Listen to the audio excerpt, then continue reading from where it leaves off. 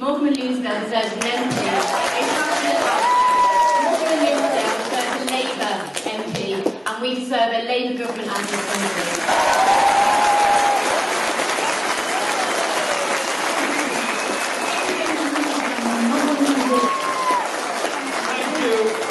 Very much, and thank you all for coming. Sorry if we've kept you waiting a bit late. We've had a lot of very good discussions with the Food Bank and local community groups in the Melting Pot and other places this morning. And I want to say thank you to all of them and to the Music Forum and others that have given me their time this morning and helped me to understand what they're doing in the community, how they're empowering the community, how they're supporting people who are up against it, and how they're doing their best to regenerate people's lives as well as regenerate the whole town. Thank you to all of them for everything that they do to bring about a stronger community.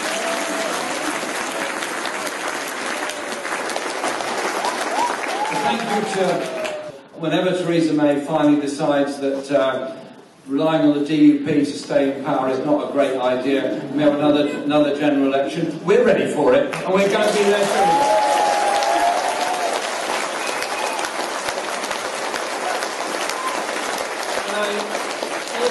Say a big thank you to Cat Smith, MP for Lancaster and Fleetwood.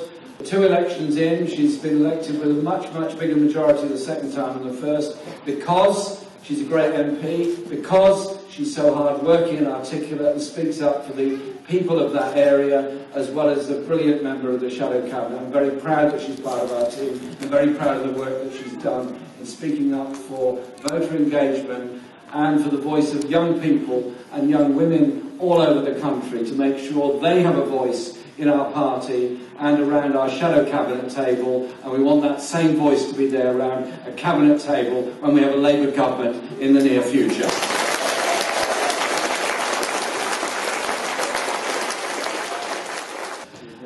Think back to the start of the general election campaign.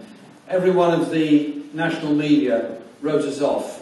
Every one of the commentariat, who were paid vast amounts of money to think deep thoughts on behalf of all of us, wrote us all off and told us that the idea of an election manifesto that promised to redistribute wealth in the opposite direction in which it's going at the moment was something that would be deeply unpopular and would have no popular resonance whatsoever.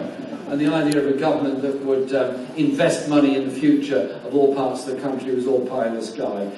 It's vital, absolutely in an election, to knock on doors and identify how people will vote in an election so that on polling day itself, on the day the vote is actually cast, except for those that vote by post, we knock on the doors ever so politely at 9 in the morning and just remind them politely it's election day and we're going to be kind enough to vote. By midday you're slightly less polite. By 4 in the afternoon you're slightly more assertive. By 6 o'clock you're beginning to sound desperate. By 9 o'clock you can be as blunt as you like and tell us to get out there and actually cast their vote if they want to make a difference in our society. And the game changer, the important point in the whole election campaign was, I believe, the production of our manifesto. Because it was written in 2 weeks, so we didn't have a lot of time to do it, and I pay an enormous tribute to those that wrote it and put so much effort into it.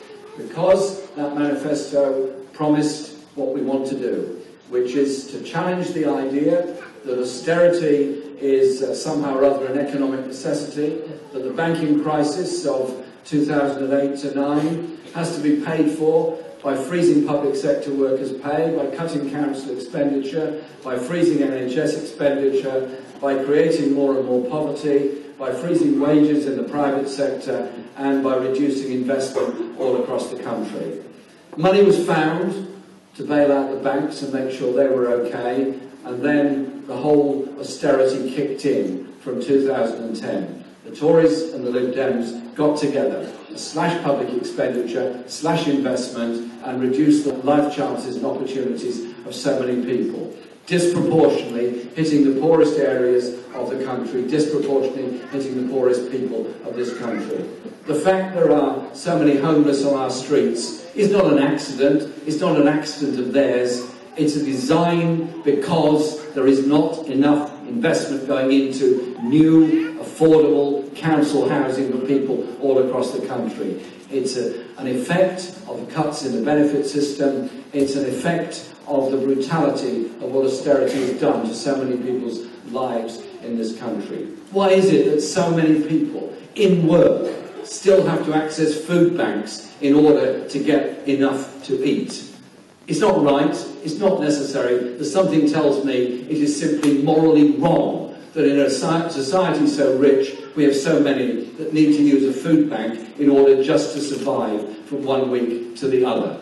And we challenge them on the economic strategy they're following. We put forward the idea of a national investment bank in the election campaign, which would be part funded by borrowing, part funded by direct government intervention, and it would be regionally based in all parts of the country, so there would be a northwest basis for the National Investment Bank that could ensure there was fairness of investment across the whole of the UK.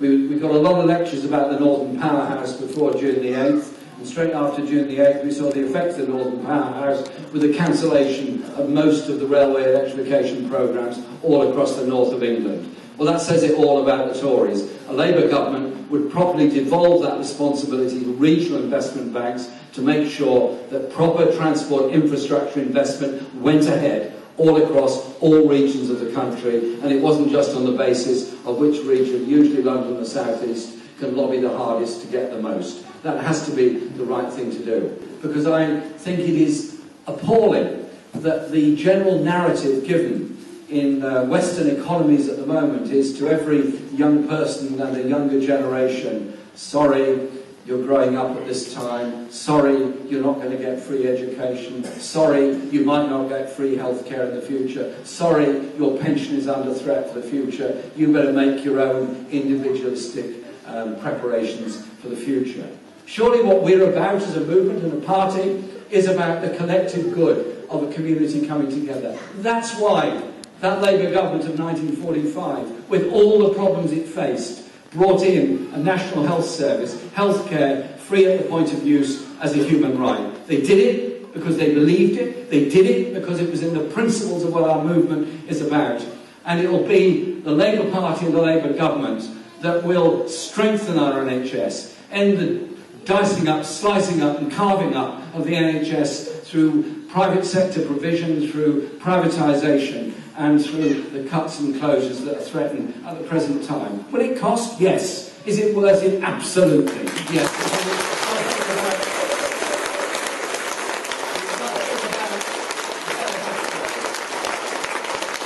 And I'm also concerned that we have to look at the crisis in the NHS in part created by the crisis in the social care system. The lack of provision. There's around 1 million people at any one time waiting to get the social care they support, need and deserve. We have to make sure they get it. Likewise, we have to make sure there is real parity of esteem between mental health services and physical health services and the mental health crisis. We do this because we're a party in which the democracy of our party has come through and those policies have been put forward.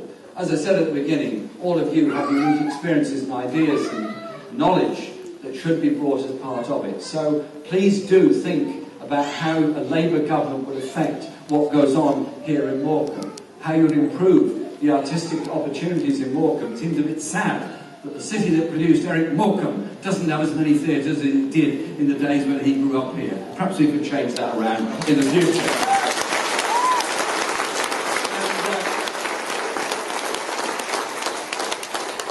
In our campaigning, we also recognise our responsibilities to communities as a whole.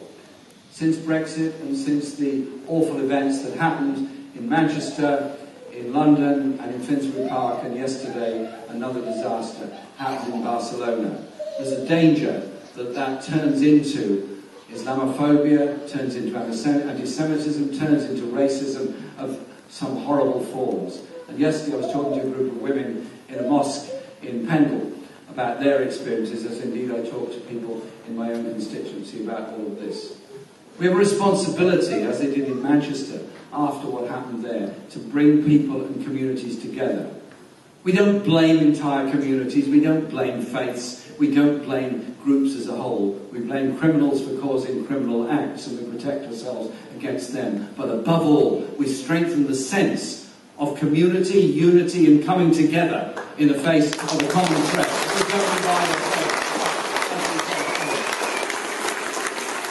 But elections, as you all know, are not won in the 3, 4 or 5 weeks of the intensity of the election campaign. They're won by what we do all the year round, why we're there supporting people. When Cat Smith was elected MP for Lancaster, she'd worked very hard to win that first election and got a victory, defeated a sitting Tory MP, and it was a Labour gain. Fantastic result. Cat got stuck in straight away as a local MP, and I've never forgotten the way in which she responded to the people of that town when the flood took place. She was out there with her boots on, helping people in a practical way, in living their life, supporting them. Because that's what Labour is. That's what we are. We are the community. We are the party of the community. And that is the strength of the